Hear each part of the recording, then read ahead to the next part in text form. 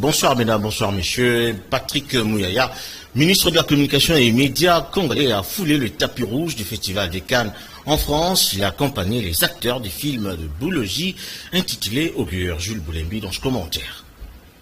Augure est un film choral retraçant l'histoire de 4 personnages considérés comme sorcières et sorciers. Ils vont trouver les moyens de s'entraider pour sortir de leur assignation dans une Afrique fantasmagorique. Dans ces films, Kofi, acteur principal, est considéré comme un zabolo, donc un sorcier. Kofi a été banni par sa mère. Après 15 ans d'absence, il revient à Lubumbashi pour s'acquitter de sa dot. Accompagné par sa future femme Alice, il va se confronter aux préjugés et à la suspicion des siens. Dans la suite du porte-parole du gouvernement de la République démocratique du Congo au Festival des Cannes en France, les acteurs principaux de ce film, à savoir Marc Zinga, Yves-Marie Niaoua, Marcel Otete Kabea, Eliane Oumire et Lucie Debaye.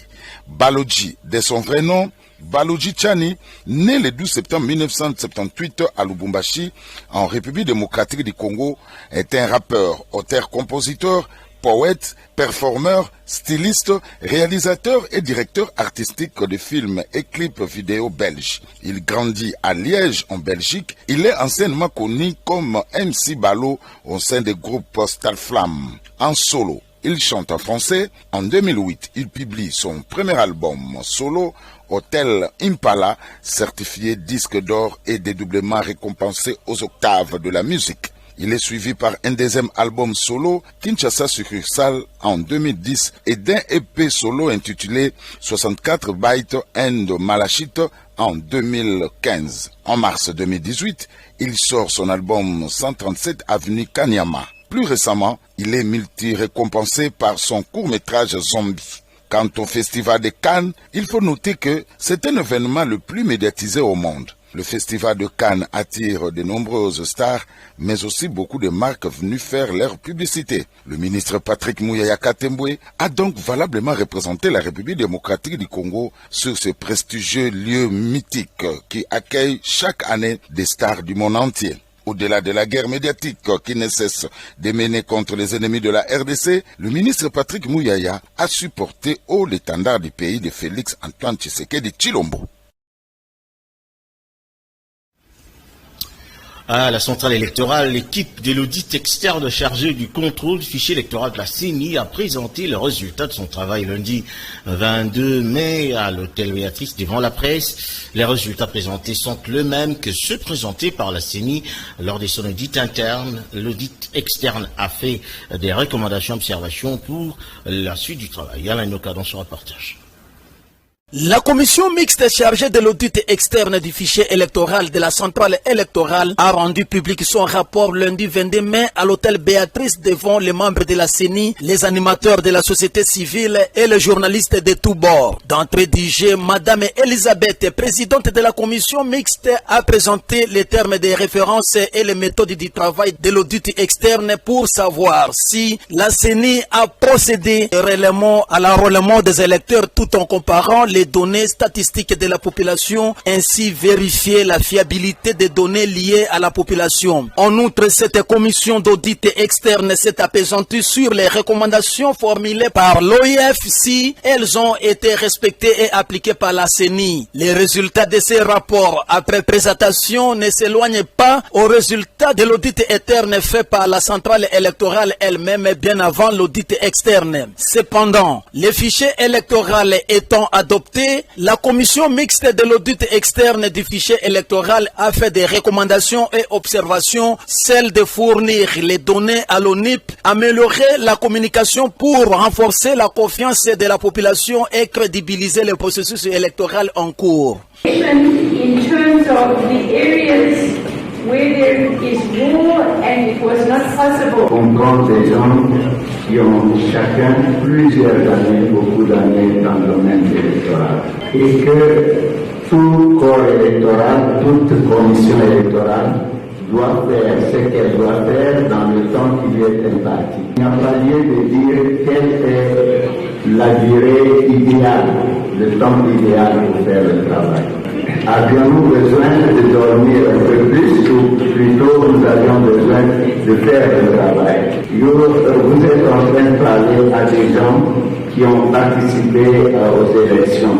En présentant les rapports de l'audit externe du fichier électoral, la centrale électorale, via sa plénière, a adopté l'avant-projet de la loi sur la répartition des sièges suivant le calendrier électoral.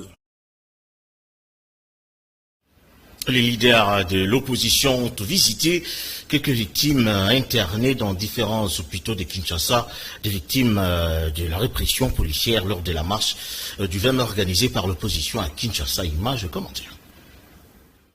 Après la marche étouffée par la police le week-end dernier à Kinshasa, les leaders de l'opposition, dont Matata Pognon, de lycée Sanga, Moïse Katumbi et Martin Fayoulou, ont rendu visite de réconfort ce lundi 22 mai aux victimes internées dans les différents hôpitaux de la capitale. Quant aux mineurs tabassés par la police, les opposants dénoncent qu'il a été enlevé par les forces de l'ordre et amené dans un autre centre de santé sécurisé par la garde républicaine. Les victimes sont prises en charge et d'abord nous devons vous dire qu'il y a eu une prise en charge automatique des leaders de l'opposition qui sont ici.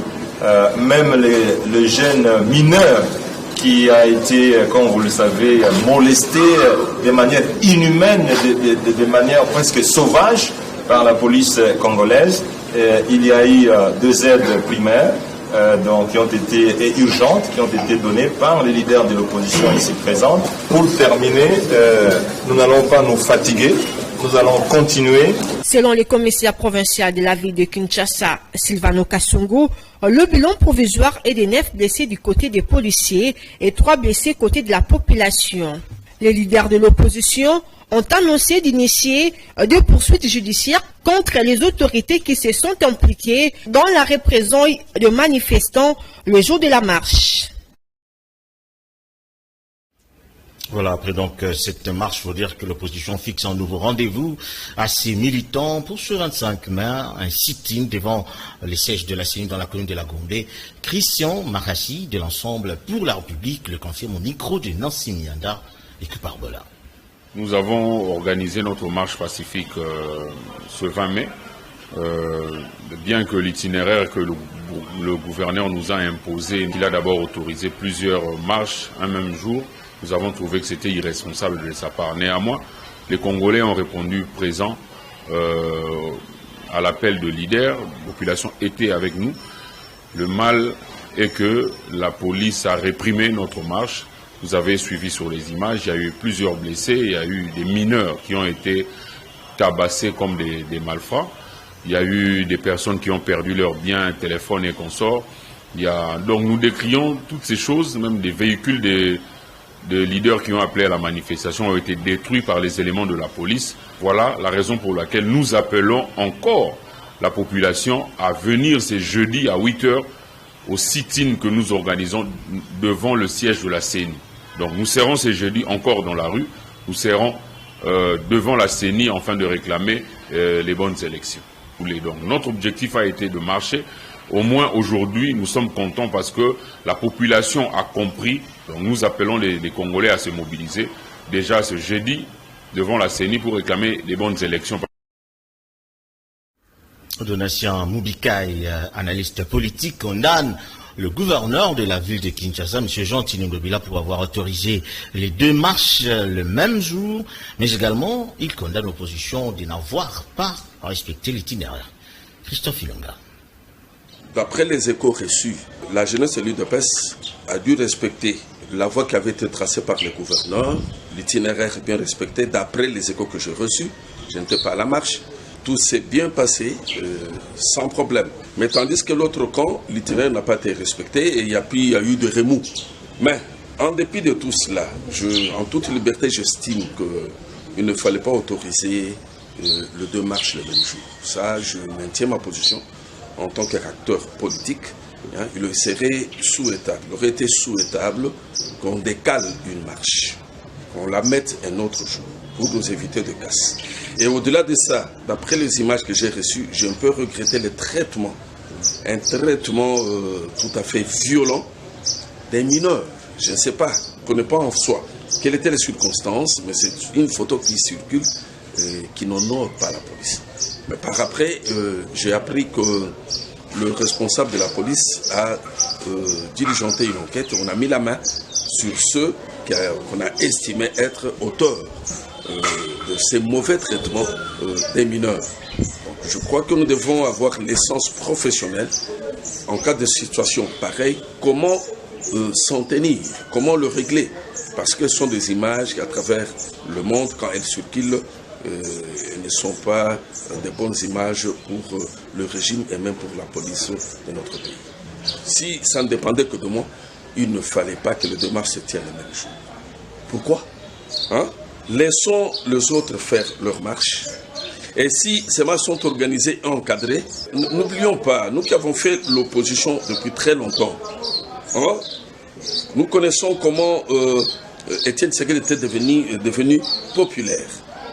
Il ne faudra pas que nous rendions quelqu'un d'autre populaire par rapport à cela. Laissons les gens organiser des marches. Nous jouons les rôles d'expliquer ce qui est réel, c'est nous qui sommes au pouvoir, c'est nous qui connaissons la vérité et évitons les démagogues pouvoir profiter de certaines circonstances. Dans la même lancée, il faut dire que la conférence épiscopale nationale du Congo, SENCO, a, dans une conférence de presse organisée ce lundi 22 mai 2023, condamné les dérapages qu'ont connus les marches pacifiques de ce samedi, lesquels dérapages, selon lui, a été causé par l'autorité urbaine qui a été imprudente, c'est-à-dire elle a autorisé plusieurs marches le même jour, notamment celle de l'opposition et du pouvoir. Bernice Malenga. C'est au centre interdiocésain à Kinshasa-Gombe que la SENCO, par le biais de Monseigneur Donatien Cholet, a fermement condamné la décision du gouvernorat autorisant plusieurs marches en la journée du samedi 20 mai, lesquelles ont connu plusieurs dérapages, notamment une répression sauvage des militants. La SENCO déplore le fait que le gouvernement de la ville de Kinshasa a autorisé ces marches le même jour et pratiquement aux mêmes heures, surtout le fait d'avoir changé verbalement l'itinéraire prévu par l'opposition politique à peine 24 heures avant, ce qui frise une provocation dans la mesure où ce changement était de nature à perturber la planification des organisateurs. La SENCO est écœurée de constater que beaucoup de manifestants ont marché avec les armes blanches, machettes, bâtons, pierres, etc., au vu et au su de la police sans être interpellés. Pire encore, certains éléments de la police nationale étaient porteurs des mêmes outils de violence qu'ils échangeaient visiblement avec des individus en tenue civile, dont certains portaient les dorsales BSU aux brigades spéciales de l'UDPS, force de changement. Exigeant de sanctions contre les auteurs de ce acte ignoble, la SENCO a par ailleurs invité la population à rester sereine face à ce qu'elle qualifie de barbarie organisée.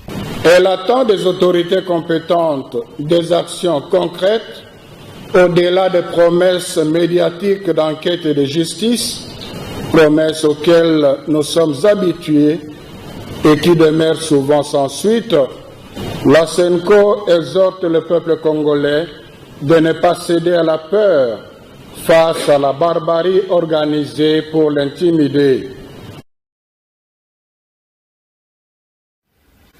La Ligue des jeunes de l'ACP, c'est-à-dire Alliance des Congolais progressistes, parti cher au gouverneur de la ville, Jean Tinigobila, a organisé le week-end dernier un meeting important au terrain Massina, où plusieurs militants avaient répondu présents. C'était une invitation lancée par Junior Lemalemba, un des cadres de ce parti. Image et commentaire. ACP oye! ACP oye! Oye! Jean Tinigobila, autorité morale.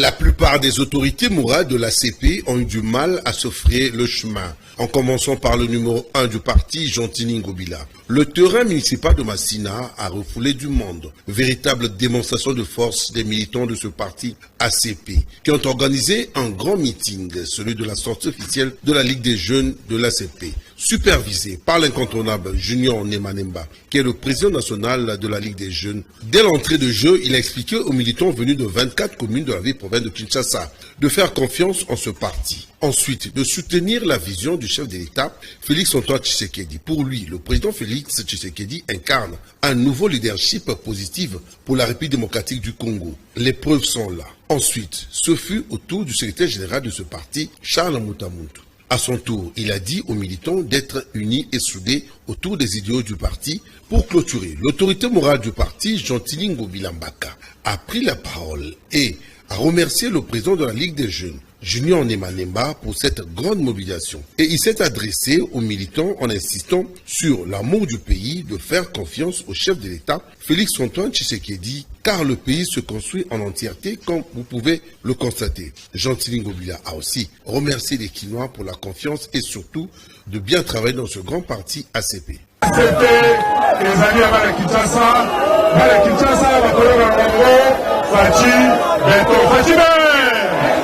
ACP, béton, Fachi, béton, béton. Le long Oyo, les amis Mokolo, il y a Ligue de jeunes. Le Mwana Nambemba, camarade, Junior, Nembalemba, Ale Kaliboso, Awa, pour mettre les mamans comme vacances.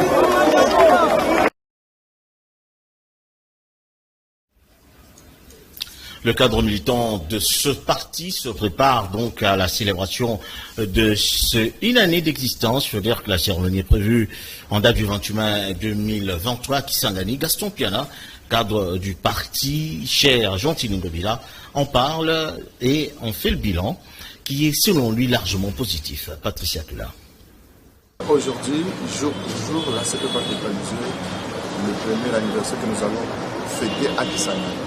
Sans ignorer que lors de notre sortie officielle, l'autorité morale avait dit tout haut que nous avons un seul candidat aux élections présidentielles, c'est le président actuel, Félix-Antoine Tshisekedi, que nous, ACP, nous sommes en train de travailler bec et ongle pour voir comment est-ce que nous pouvons encore faire réélire le président de la République grâce à son bilan très élogieux. Et depuis que nous sommes là, nous avons eu à réaliser des exploits politiquement. Aujourd'hui, l'Alliance des Congolais progressistes restent les partis politiques, les premiers partis politiques les plus populaires de la République. Et le président de la République doit nécessairement compter sur l'ACP. Et nous nous sommes décidés maintenant, nous allons fêter avec nos camarades les Boyomais et Boyomais à Kisangani le 28. ACP a un bilan très positif. Ici, je peux compter parce que sur le plan politique, aucun parti ne peut mobiliser plus qu'ACP. Ici à Kinshasa. Et je dis, sur le plan politique, parmi les secrétaires généraux des partis politiques de l'Union sacrée, notre secrétaire général Charles Moutamountou domine sur le plan de la gestion du gouverneur de la ville. Gentini Ngobila Mbaka demeure, reste le meilleur gouverneur, très intelligent, très manager comme le gouverneur de la ville. C'est depuis l'indépendance. Aucun gouverneur n'a jamais consommé 2 km de la route. Mais ici, grâce au gouverneur de la ville, Gentini Ngobila Mbaka, nous avons des routes transcommunales. Nous avons la route Elengesa qui va être inaugurée d'ici là. Nous avons route Kikwit, nous avons la route Sekomaf, nous avons la route Terre Jaune. Et en termes politiques, nous avançons et petit à petit, nous arrivons mollo mollo, nous accompagnons les présidents de la République. Sur place, donc Chopo égale ACP. Nous sommes un parti des cadres ainsi que des autres cadres. Nous sommes un parti du peuple.